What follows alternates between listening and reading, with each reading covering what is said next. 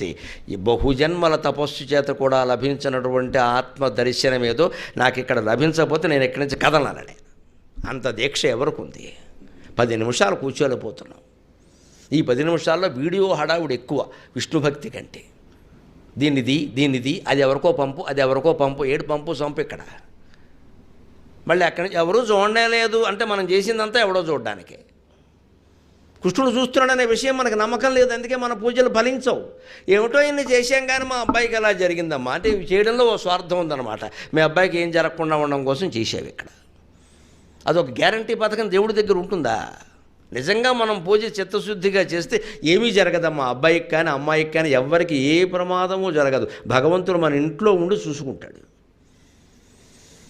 అది ఆయన అడగక్కర్లేదు, ఆయనకి సర్వం అన్నీ తెలుసు ఆయనకి. ఆ చిత్తశుద్ధితో చెయ్యాలి మనం. అందుకని ద్రౌపది దుర్వాసుడు వచ్చి అక్కడ పరీక్ష పెట్టినట్టుగా వచ్చి